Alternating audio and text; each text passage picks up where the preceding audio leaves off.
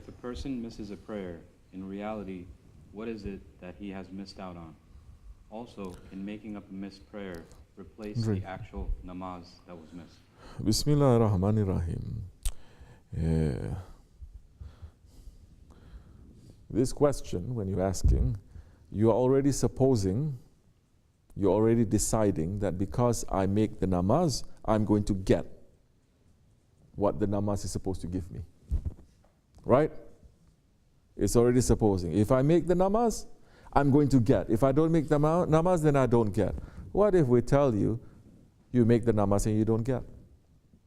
Majority they are making, they don't get. What if we're saying that? So the understanding here has to shift, especially if you're a murid and you're entering into understanding what ihsan is, understanding what tariqat and spirituality is. Now, it is not your actions that so much that you're going to do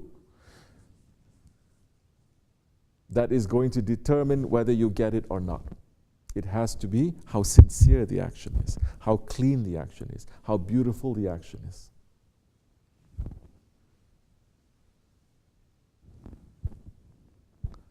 You can go up and down the whole night long, but your heart is just circling everywhere else. It's not.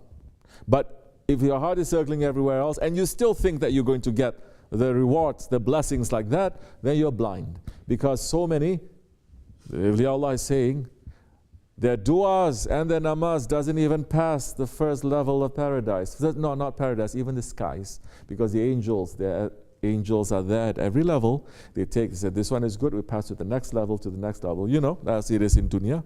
And the angels will look at it and they will throw it to your face before you get up from the sajjada. This is what people in tariqat, they are afraid of. That whatever that they're doing, it is not accepted. Does that mean we don't do? No, we still do. But we're not putting our faith in what we're doing. We must do with a faith that we're saying, Ya Rabbi, this is a dirty prayer that we're making. We're asking you to accept it. Why he must accept it? Why he must accept it? Well, just because we ask and he has to accept it? Allah subhanahu wa ta'ala will only accept, not because of you or me. He only accepts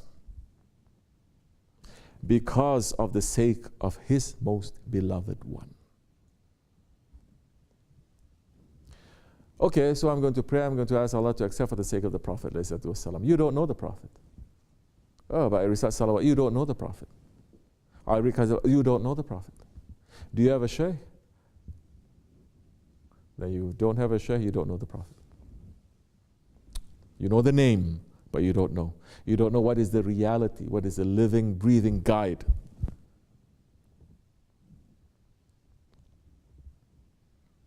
You don't know. You're following a Shaykh now, trying very hard to accept him, to submit. You must pray still, as much as you can, but now you are not sitting there saying, I'm praying, I must get this reward. No. You are so afraid it's not even going to be accepted, but you're asking Allah, for the sake of my Shaykh, for the sake of my Prophet, for the sake of my Shaykh who's showing me my Prophet. I'm asking. Allah will not turn down those ones whom He loves when they ask.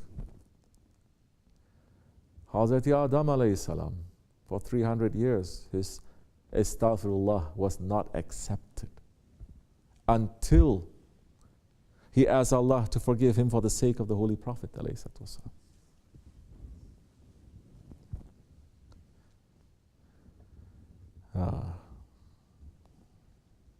So, you realize that your prayer is not so good, it's like this or like that, but you pray and you're saying, Ya Rabbi, it's not worth to be in your divine presence, but at least because of the love that I have for your most beloved one, the love that I have for your awliya, as Shaykh Efendi Shaykh Maulana is saying, you know, in the old days when you buy rice, You buy 1 kilogram of rice, and inside that rice there's so many stones and other things that when we are young we used to sit down with some rice and then we have to separate those things before we cook. Not like today, you just take it from the thing and then you just cook. It says, may our deeds be mixed up with their deeds. Our deeds, it is like those small stones. May it be mixed up with their deeds. Their deeds is like those pure rice, good, valuable. And Allah will accept because of them. Why we're saying, may we be dust under their feet. We're not saying we are diamonds on his head, astaghfirullah. We're saying we're dust under his feet. But wherever he goes, because we're under his feet, we will be there with him. Now, how are you going to understand all of this? Understand we're dust under his feet. But so many people, they cannot be under anyone. How are you going to learn to be dust under the Prophet's feet? Huh?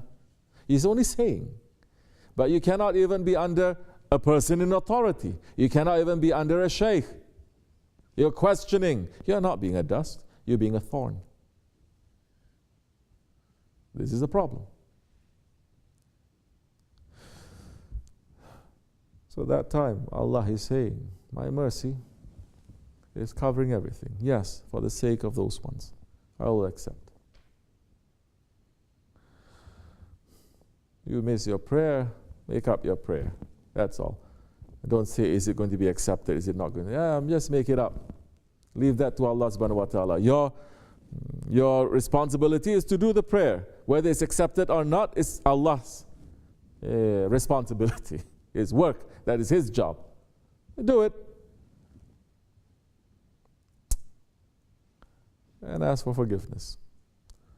You must have a certain taste of what the namaz is, of what the ibadat is. Whether you taste doing it or you taste not doing it, you must have a taste. Because doing and not doing is not the same. Maybe you don't taste so much when you're doing it, but when you're not doing it, you taste, oh, this is very bad. I feel very dirty. Something is wrong. I have to do it. That time, hold on tightly, inshallah. Fatiha.